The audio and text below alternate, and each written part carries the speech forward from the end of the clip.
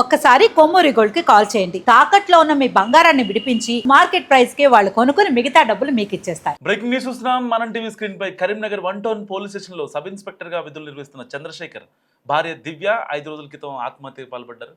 So ఆమె గన్నేరు పప్పు తిని బలవన్మరణానికి ఒడిగట్టారు. అదే సమయంలో తన భార్య కడుపు నొప్పితో మరణించిందని చంద్రశేఖర్ పోలీసులకు ఫిర్యాదు చేశారు. సో ఆమె చనిపోయిందని మనస్తాపానికి గురైన ఎస్ఐ చంద్రశేఖర్ ఈరోజు ఆవిడ కార్యం చేస్తుండగా తను కూడా అనంతలోకాలకు వెళ్ళిపోయాడు. భార్య చనిపోయిందని భర్త కూడా చనిపోవడం ఇప్పుడు కరీంనగర్లో కలకలం రేపుతోంది. సరిగ్గా 4 రోజుల క్రితం భార్య దివ్య అనంతలోకాలకు వెళ్ళిపోయింది. గన్నేరు పప్పు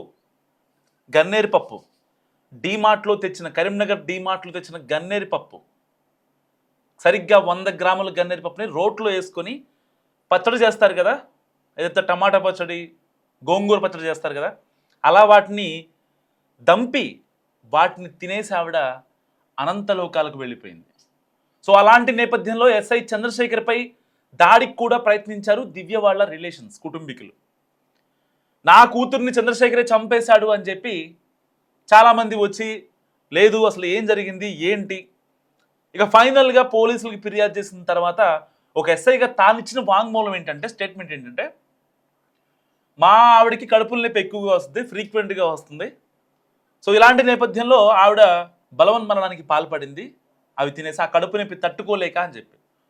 వాస్తవానికి కడుపుల నొప్పి తట్టుకోలేక ఏ ఆడది కూడా చనిపోదు, అది అందరి మహిళలకి తెలిసిందే. ఒకవేళ ఆవిడకి పీరియడ్స్ అయి ఉండొచ్చు, maybe or may not. So మహిళలందరికీ ఆ యొక్క ఋతుస్రావం కంటిన్యూస్గా జరుగుతుంటుంది. So repeat. సో 2 పిల్లలు ఉన్నారు. ఆవిడ కొన్ని హెల్త్ కాన్సిక్వెన్స్ని ఆవిడ ఫేస్ చేస్తూ ఉండొచ్చు. ఆ క్రమంలో ఇర్రెగ్యులర్ పీరియడ్స్ కావచ్చు, లేదా దానివల్ల ఆవిడకి ఏమన్నా కొంచెం ఇబ్బంది అయ్యి కడుపుల నొప్పి వచ్చిందేమో. కానీ కడుపుల నొప్పి ఎక్స్ట్రీమ్ అయ్యి ఎవరు చనిపోయిన దాఖలు ఇప్పుడు దాకా మనం చూడలేదు.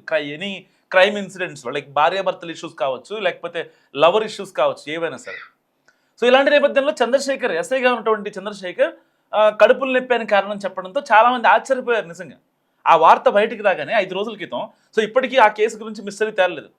ఆ మిస్టరీ తేలకుండానే ఒక నిందితుడిగా, ఒక ఎస్ఐగా అతను తన భార్య ఏదైతే కర్మకాండ విషయంలో కొన్ని విధులు నిర్వర్తించాలి కదా, దానికోసం అతను సీతంపేట అనే గ్రామానికి వెళ్ళాడు.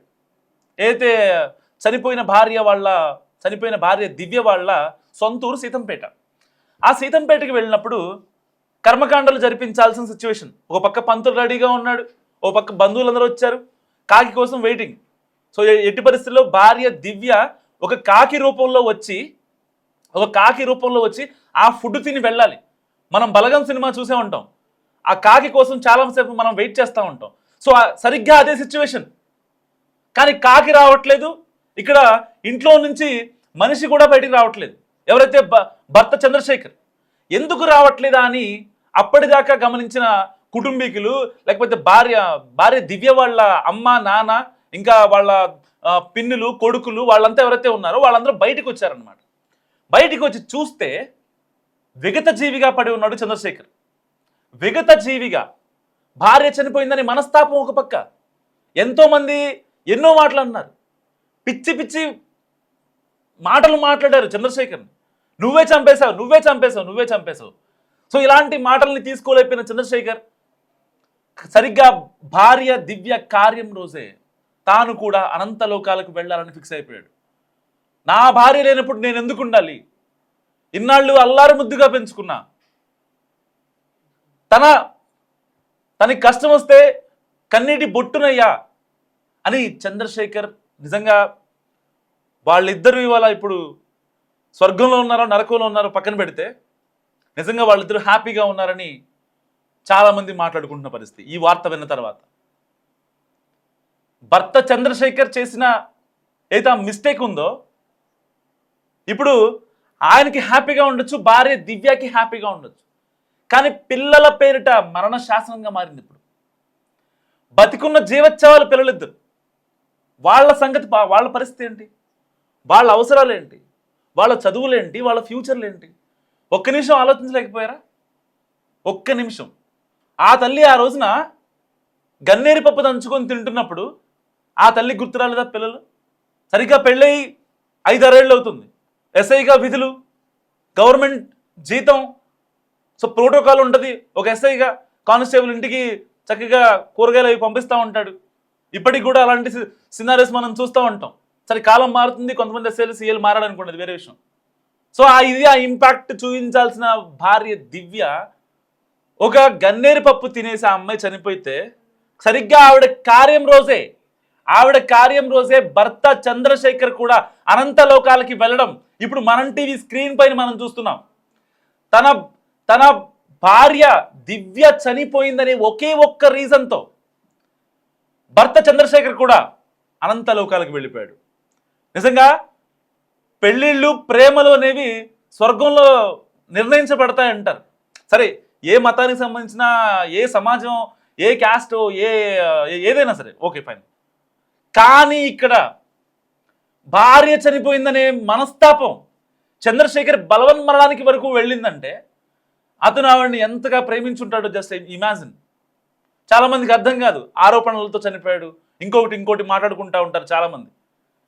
కానీ ఒక భర్త భార్యలను చంపే భర్తల్ని చంపే భార్యలు ఉన్న ఈ రోజుల్లో ఒక భార్య చనిపోయిందని తన భర్త కూడా చనిపోయాడంటే జస్ట్ ఇమాజిన్ అతను ఎంత గోల్డ్.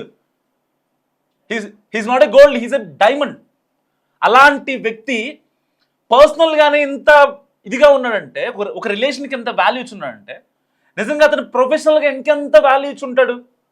చాలామందికి పోలీస్ అంటే ఒక ప్యాషన్ ఉంటుంది. సో ఇప్పుడున్న సమాజంలో చాలామంది పోలీసులు అడ్వాంటేజ్ కోసం చూసే రోజులు ఇవి. అలాంటి వ్యక్తి భార్యని ఇంత జాగ్రత్తగా చూసుకున్నాడంటే అతను ప్రొఫెషనల్గా ఎన్ని కేసులు హై లెవెల్లో డీల్ చేసి ఉంటాడో జస్ట్ ఇమాజిన్.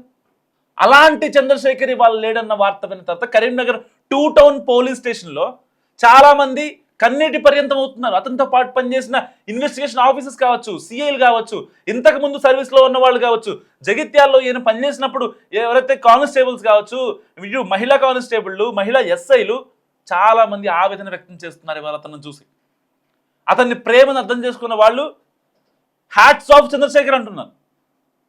అతని మీద నింద పడింది కాబట్టి అతను కూడా చనిపోయి ఉంటాడని చెప్పి కొంతమంది ఇదిగా మాట్లాడుతున్నారు. Let them talk. నిజంగా చంద్రశేఖర్, హ్యాట్స్ ఆఫ్ చంద్రశేఖర్. కానీ వీళ్ళిద్దరు చేసిన మిస్టేక్ ఏంటంటే ఇక్కడ పిల్లలు ఉన్నారని మర్చిపోవడమే. వీళ్ళిద్దరూ చనిపోయి హ్యాపీగా ఉన్నారు. మరి రేపు పొద్దున వాళ్ళ పరిస్థితి ఏంటి? వాళ్ళని ఎవరు చూసుకోవాలి? ఇప్పుడు ఒకవేళ భార్య వాళ్ళ ఏదైతే దివ్య వాళ్ళ అమ్మ నాన్నలు చూసుకోవాలంటే వాళ్ళకి వయసు అయిపోయింది, వాళ్ళ వల్ల కాదు.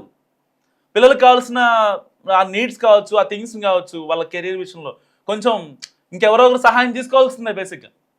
There is no doubt about it.